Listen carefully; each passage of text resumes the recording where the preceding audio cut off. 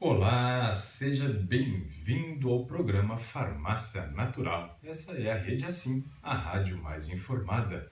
Meu nome é Ricardo Vargas e eu sou o apresentador desse programa.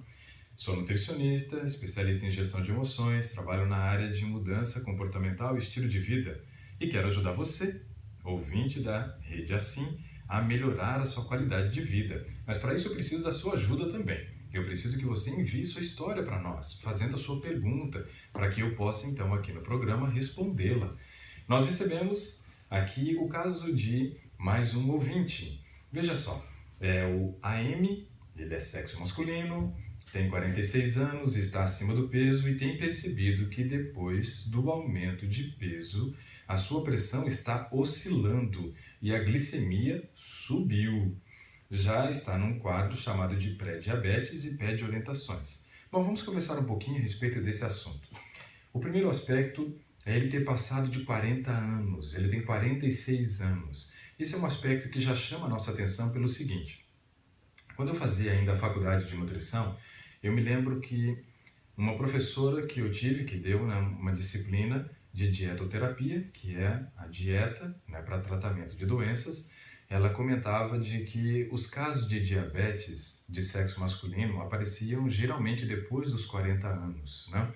E é onde as pessoas depois dos 40 anos começam a ganhar um pouco mais de peso, e é claro que o peso tem um fator primordial, no risco para o desenvolvimento do diabetes. E é justamente o que acontece aqui na história, desse nosso ouvinte. Ele diz assim, que depois que ele teve aumento de peso, a pressão oscila e a glicemia também subiu e ele já está num quadro chamado de pré-diabetes. Bom, então provavelmente o principal gatilho para o desenvolvimento não só dessa oscilação da pressão, como também para essa questão da glicemia estar subindo e o quadro do pré-diabetes é o aumento de peso. O aumento de peso ele é uma coisa muito complicada porque ele gera inúmeros efeitos colaterais no nosso corpo. Toda doença ela gera muitas vezes consequências que a gente chama de comorbidades, ou seja, doenças associadas. E aqui nós vemos de uma maneira muito clara que o aumento de peso tem gerado suas comorbidades, e as suas grandes amigas são justamente a alteração da pressão e a alteração da glicose sanguínea. Bom, para esse caso aqui, a primeira orientação então que nós precisamos passar para esse nosso ouvinte é justamente o cuidado com o peso, emagrecer. E sabe, processo de emagrecimento não é tão difícil.